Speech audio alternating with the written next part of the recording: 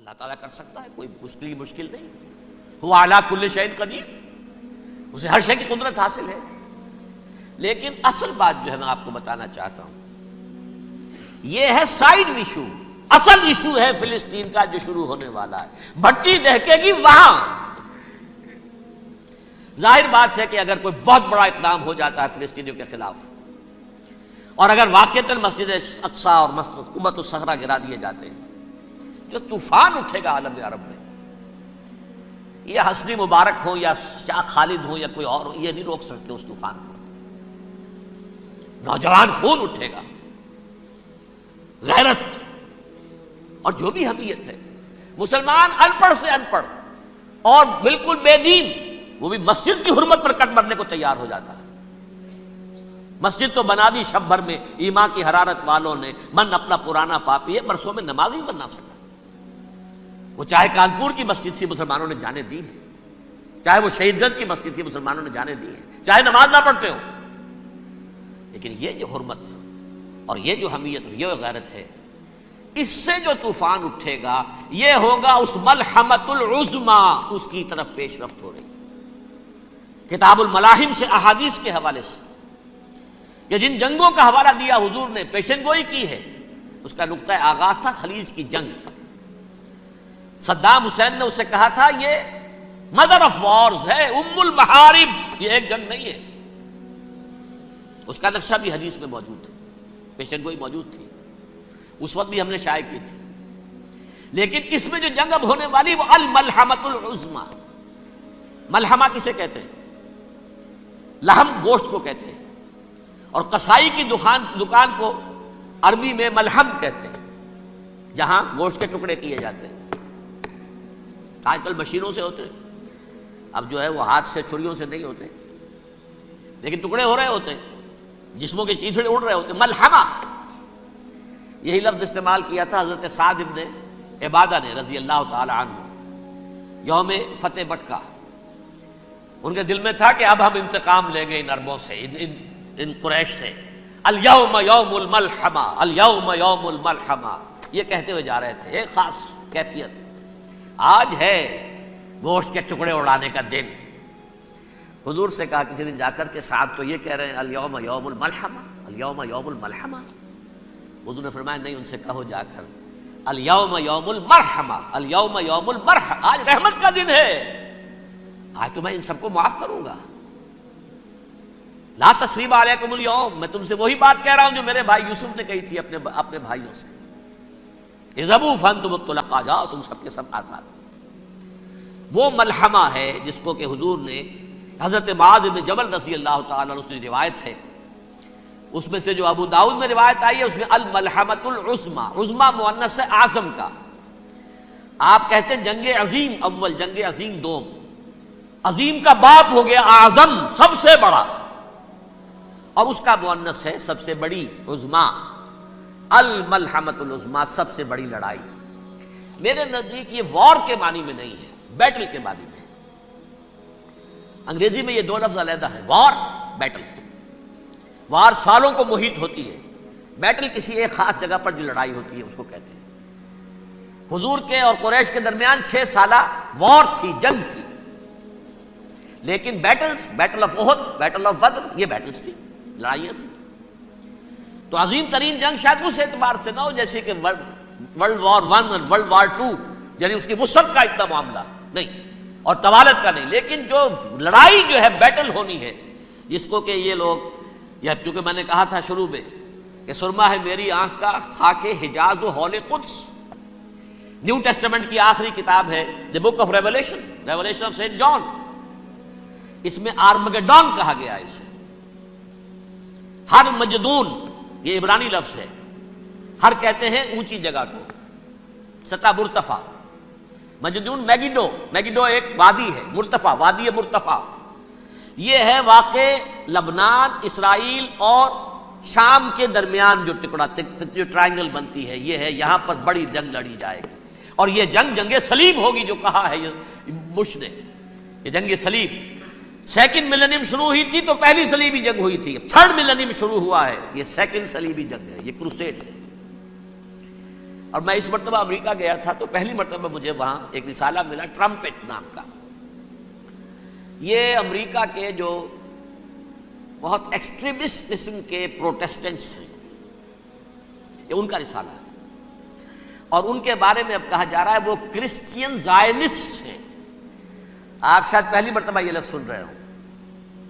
زائنسٹ تو ہم سمجھتے ہیں یہودیوں کو، کرسچین زائنسٹ وہ ہیں جو ہیں تو عیسائی پروٹیسٹنٹس ہیں، لیکن اسرائیل کے وہ حمایتی یہودیوں سے بڑھ کر ہیں. یہ میری کسی پہلی تقریر میں شاید بہت سے حضرات کو یاد آ جائے، میں نے کہا تھا 4 سال پہلے ہمارا تنظیم اسلامی کا ایک کنونشن ہوا تھا ہیوسٹن میں، امریکہ کا جنوبی علاقے کا شہر ہے. ایک سیشن اس میں ہم نے رکھا تھا انٹرفیتھ، ایک عیسائی کو بلایا تھا، ایک یہودی بہت بڑا وہاں کا عالم ہے اس کو بلایا تھا. اس یہودی عالم نے ڈاکٹر وشوگراڈ، جو وہاں کی یونیورسٹی میں پروفیسر ایمیریٹس ہے، اس نے کہا تھا کہ یہ اسرائیل کی تو سپورٹ کر رہے ہیں عیسائی، ہم تو نہیں کر رہے. جو پریکٹسنگ یہودی ہیں وہ زیادہ اسرائیل کے حق میں نہیں تھے، یہ تو سن 67 کے بعد انہوں نے اسرائیل کو تسلیم کیا ہے. وہ تو منتظر تھے کہ ہمارا مسیحا آئے گا تو اس کی قیادت میں جنگ کریں گے، جیسے شیعہ منتظر تھے کہ مہدی موعود آئیں گے تو پھر ہم کچھ کریں گے. وہ امام خمینی نے کہا بھائی جب وہ آئیں گے آ جائیں گے، لیکن ہم کچھ راستہ کے لیے زائنسٹ نے آگے بڑھ کر ریاست قائم کر لی، اور جب یروشلم پر بھی پورا قبضہ کر لیا تب جو ہے در حقیقت مذہبی یہودی جو ہے پھر انہوں نے اپنایا ہے، اون کیا ہے، اور نئے سیٹلمنٹس جو بھی بنے ہیں وہاں پر اسرائیل میں، اس میں اکثر و بیشتر مذہبی یہودی آیا، اور بروکلن کے علاقے سے سب سے بڑھ کر آئے ہیں، جو امریکہ میں نیو یارک کا ایک جنوبی علاقہ ہے، بہت بڑا یہودیوں کا بہت بڑا گڑھ ہے. نیو یارک کو جیو یارک بھی کہا جاتا ہے، وہ تو اصل میں مرکز جو ہے وہ تو یہودیوں کا ہے. اس حوالے سے وہاں پر جو کرسچن زائنسٹ کہلاتے ہیں وہ اسرائیل کے یہودیوں سے بھی بڑھ کر کہیں سپورٹر ہیں. بہرحال اس دوسری صلیبی جنگ کا معاملہ جو میں کہہ رہا تھا، ٹرمپٹ نامی رسالہ، اس کا ایک مضمون ہے دی لاسٹ کروسیڈ. اب یہ آخری کروسیڈ ہے جو شروع ہونے والا ہے. میں تو حیران ہوں کس قدر کھل کے وہ باتیں کرتے ہیں. رومن کیتھولکس کو وہ کہتے ہیں کہ یہ شیطان ہے، یہ پوپ شیطان ہے، یہ یورپ کو اس نے جمع کیا ہے کرسچینٹی کی بنیاد پر، اور اس میں زیادہ تر کیتھولکس ہیں. آپ کو معلوم ہے برطانیہ بڑی مشکل سے شامل ہوا ان کے ساتھ، اس لیے کہ وہ پروٹیسٹنٹ کا سردار تھا، ابھی پوری طرح نہیں ہے.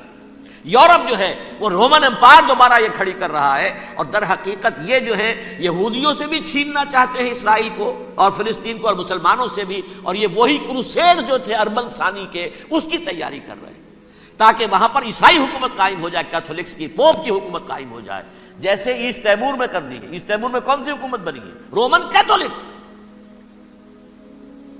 رومن کیتھولک اسرائیل میں بنے تاکہ یہ سارے مقامات مقدسہ جہاں اسرائیل پیدا ہوئے، بیت حضرت مسیح پیدا ہوئے، بیت الحم کہاں ہے؟ وہی ہے کہ نہیں؟ جہاں سے ریزریکشن ہوا ان کے خیال میں وہ کہاں ہے؟ وہیں پر ہے کہ نہیں؟ بڑے بڑے گرجے ان کے وہی ہیں. تو اس اعتبار سے ان کا کہنا یہ ہے یہ لاسٹ کروسیڈ کی تیاری ہو رہی ہے، یہ کیفور. اور ان کا کہنا یہ ہے کہ یہ پوری طاقت نیٹو کی جو ہے، یہ پہلے جرمنی سے لائی گئی بوسنیا، انہوں نے خود وہاں جنگ کروائی، انہوں نے خود وہاں پر ایتھنک کلینسنگ کروائی، پھر خود مصالحت کے لیے آ گئے، پھر کوسوو میں انہوں نے خود آگ بھڑکائی. یہ میں نہیں کہہ رہا، یہ وہ ٹرمپٹ رسالہ امریکہ سے چھپنے والا پروٹیسٹنٹس کا رسالہ ہے جو یہ کہہ رہا ہے. پھر انہوں نے کوسوو کے اندر کروایا، اور پھر وہ وہاں پر پیس فورس کی حیثیت سے آ گئے.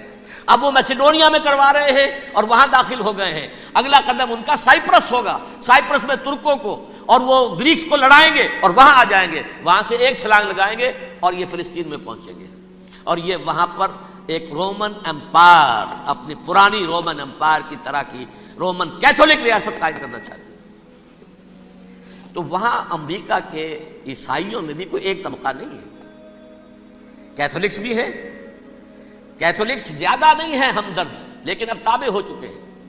اسحاق ریبین نے جب یہ پیس ٹاک شروع ہوئی تھی، آپ کو یاد ہوگا شاید، کہ جب وہ آیا تھا واشنگٹن سے واپس فلسطین اسرائیل، تو پہلے روم میں رکا for an audience with the pope, اور پوپ کو اس نے ایک مرتبان سا پیش کیا تھا، حضرت سلیمان علیہ السلام کے زمانے کا مرتبان، اور کہا تھا دیکھیے 3000 برس تک ہم نے اس کی حفاظت کی ہے، اب یہ میں آپ کے حوالے کر رہا ہوں. اس کے بعد سے پوپ جو ہے بالکل رام ہو گیا اور وہ عیسائیوں کے ساتھ اور یہودیوں کے ساتھ ان کا پورا معاہدہ ہو۔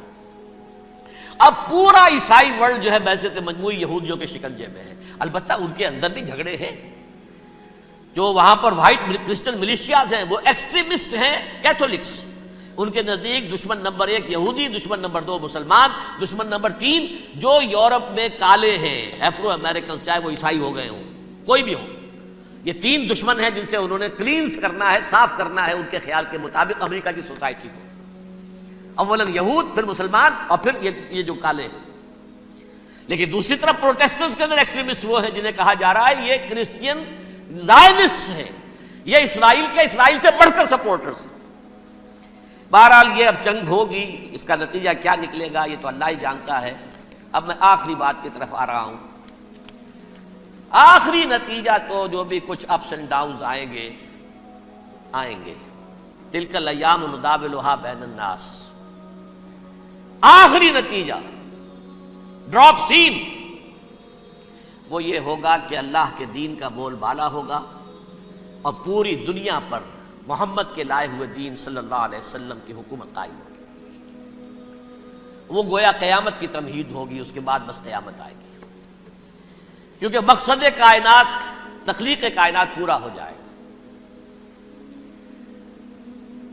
پوری مخلوقات کے اندر مقصد تخلیق، کلائمیکس آف کریشن محمد الرسول اللہ صلی اللہ علیہ وسلم، دین کی تکمیل محمد الرسول اللہ صلی اللہ علیہ وسلم۔ اور اس خلافت عرضی کے لیے جو حضرت آدم کو خلافت دی گئی تھی، جب اس میں وہ خلافت پوری دنیا پر قائم ہو جائے گی، اس کا مقصد پورا ہو جائے گا، and that will be the beginning of the end. اس کے بعد قیامت ہے۔ آخری نتیجہ تو یہ نکلنا ہے۔ اس سے پہلے سزائیں ہمیں بھی مل رہی ہیں، اور یہاں میں کانٹے کی بات جو چھوڑ گیا تھا اس کو بیان کر دوں۔ اللہ نے اس مغضوب علیہم قوم کو، اس ملعون قوم کو کیوں اب تک چھوٹ دیے رکھی؟ میں بتا چکا ہوں یہ بڑے عذاب کے مستحق ہو چکے تھے حضرت عیسیٰ علیہ السلام کے زمانے میں، چھوٹ دی ہے ابھی تک ہے، بلکہ ایک مرتبہ ابھارا ہے، 1900 برس کے بعد ابھرے ہیں یہ، بالفور ڈیکلریشن 1917، سن 70 عیسوی کے بعد، تقریباً 1900 برس، 1850 برس تو ہے ہی کم سے کم۔ پھر creation of Israel 1948، 1967 extension of Israel, یروشلم پر قبضہ۔ یہ سارا جو ہے کیوں ہے؟ اللہ تعالیٰ اس خیر امت محمد صلی اللہ علیہ وسلم، اس کے بہترین حصے کو سزا ان ملعونوں کے ہاتھوں دے رہا ہے۔ کیوں؟ جو جرم انہوں نے کیا تھا وہی ہم نے کیا۔ انہوں نے اللہ کی کتاب کو پیٹھ کے پیچھے پھینکا، نبذ فریق من الذین اوتوا الکتاب کتاب اللہ وراء ظہورہم، ہم نے اپنی پیٹھوں کے پیچھے پھینکا کہ نہیں؟ کولونیل رول سے آزاد ہوئے، کہیں اسلامی قانون نافذ کیا، کہیں اسلامی نظام قائم کیا؟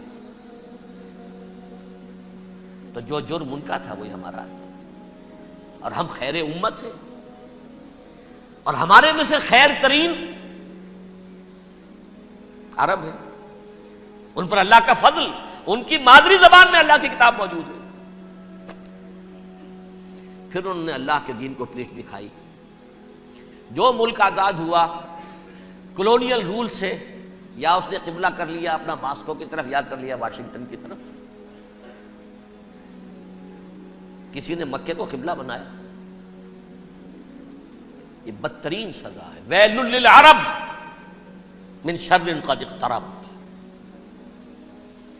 اور ترمذی شریف میں تو یہاں تک روایت ہے، من اقتراب الساعۃ ہلاک العرب، قیامت کے قرب کی ایک نشانی یہ بھی ہوگی کہ عرب ہلاک ہو جائیں گے۔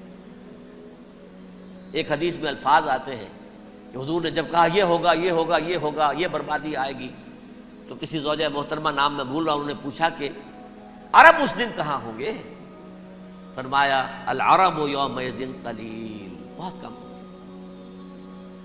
آخری خاتمہ ہونا ہے یہود کا حضرت مسیح علیہ السلام کے ہاتھوں. وہ عذاب جو 2000 برس تک ان سے ٹلا رہا وہ آئے گا اور ان کے رسول ہی کے ہاتھوں آئے گا. لیکن اس سے پہلے مسلمانوں پر یہ عذاب آ رہا ہے، ہولوکاسٹ کے درجے کا عذاب آ رہا ہے.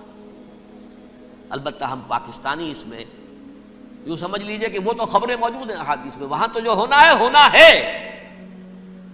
اتنے انسان مریں گے، اتنے انسان مریں گے کہ ایک پرندہ جو ہے اڑتا چلا جائے گا، وہ نہیں چاہے گا کہ نیچے اترے تو کسی لاش پر اترے، اسے جگہ نہیں ملے گی زمین خالی کر کہیں اتر سکے، تھک ہار کر گرے گا، مرے گا تو بھی لاش کے اوپر گرے گا. یہ الفاظ ہے حضور کے صلی اللہ علیہ وسلم. الملحمۃ العظمیٰ الملحمۃ الکبریٰ، یہ لاسٹ کروسیڈ. ٹرمپٹ اخبار نے، میں اس کا فوٹو اسٹیٹ بھی کبھی آپ کو دکھا دوں، ویسے میرے ساتھ ہے وہ رسالہ ٹرمپٹ. دی لاسٹ کروسیڈ اس کی تیاری ہو رہی ہے.